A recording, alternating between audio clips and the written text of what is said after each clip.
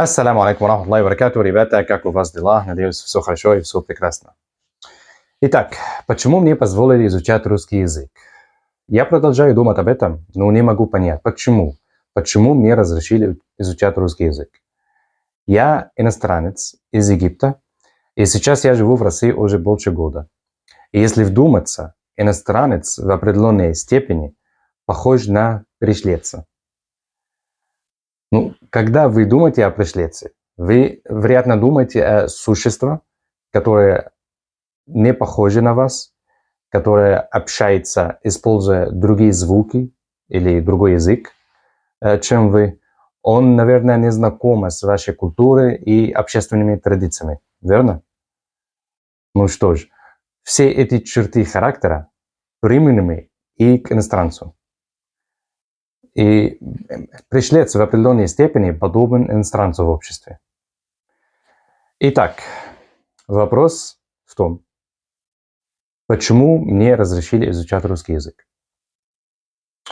Как я понимаю, если вы не говорите на языке, у вас есть доступ только к тому, что те люди, которые говорят на этом языке, решат привести вам и позволяют вам понять. В противном случае вы никогда не сможете получить доступ к этой информации. И интернет не сделал мир открытым в той степени, в какой мы думаем. Языковые барьеры все еще существуют. Сайты онлайн-перевода очень неэффективны. Я даже помню, в самом начале, когда я изучал русский язык, на YouTube был канал, на котором я смотрел все российские новости. Он назывался RT Russia.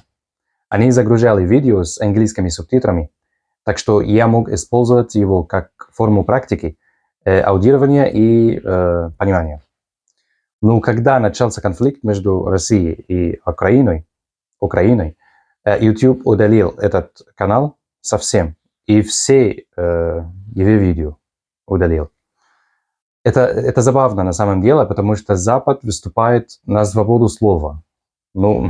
Кажется, они имеют в виду свободу слова, только когда это та речь, которую они хотят, которая согласуется с тем, во что они верят.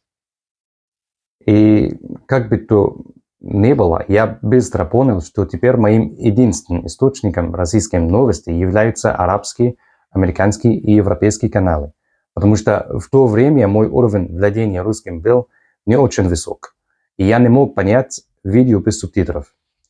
Но теперь, если у меня возникнет проблема, или если я захочу найти ответ на какой-то вопрос, я могу поискать его в интернете на арабском, английском и русском языках. И посмотреть, как арабы отвечают на этот вопрос, как англоговорящие люди отвечают на этот вопрос. И теперь у меня есть доступ к знаниям о том, как русский народ ответил бы тоже на этот вопрос. Я понимаю, что у меня есть доступ к арабской литературе, потому что это мой родной язык.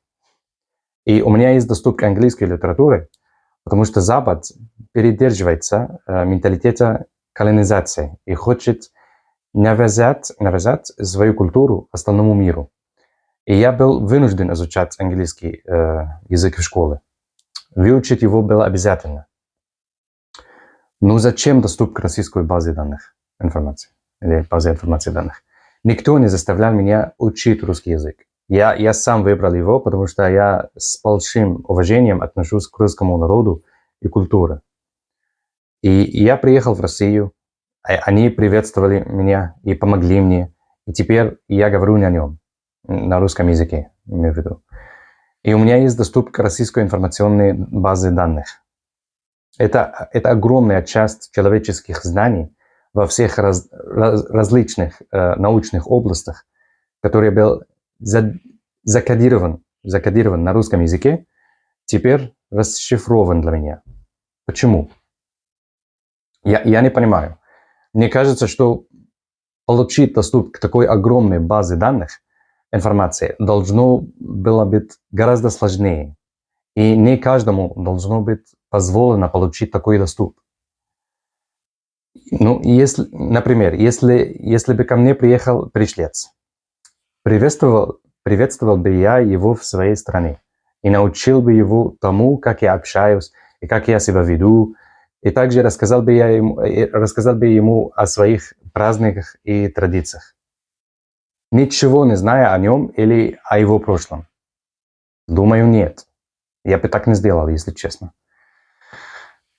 Итак, я подумал об этом и пришел к выводу, что для обоснования того, почему мне разрешили изучать русский язык, могло быть только одно из этих трех объяснений. Первое объяснение – образовательный туризм.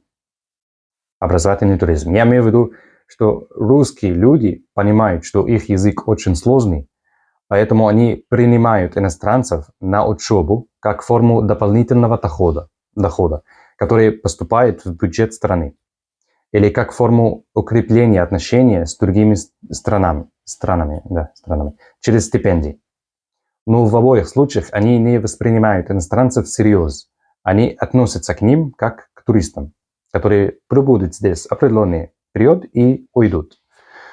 Второе объяснение заключается в том, что им просто нужны работники, которые восполняют нехватку людей в рабочей силе, особенно на работах с низким доходом, зная, что поскольку язык такой сложный, иностранец никогда по-настоящему не достигнет уровня изучения языка, который сделает его равным носителю языка. И поэтому, даже если иностранец решит остаться после учебы, он просто обладает элементарным знанием языка, что позволяет ему работать только на работах с низким доходом. И третье объяснение заключается в том, что язык настолько сложен, что любой иностранец, который действительно обладает им, заслуживает получить доступ к информационной базе данных в знак уважения к усилиям, которые иностранец потратил на изучение одного из самых сложных языков мира. Поэтому они это признают и рискуют обучать языку случайных людей, надеясь, что они интегрируются в общество и таким образом увеличивают численность населения. Итак, это моя точка зрения, или, по-моему, именно так русские относятся к иностранцам. И я готов обсудить это. Пожалуйста, не стесняйтесь комментировать. Я хочу знать русскую точку зрения по отношению к иностранцам, потому что я намерен продолжать свою жизнь здесь, в России. И если я собираюсь здесь жить, мне нужно знать, как русские люди смотрят на меня, чтобы я мог соответствующим образом ориентироваться. Да. И все, наверное. Это все, что я хотел сказать в этом видео. Спасибо вам большое за просмотр, и я надеюсь увидеть вас снова в моем следующем видео. До свидания. Пока-пока.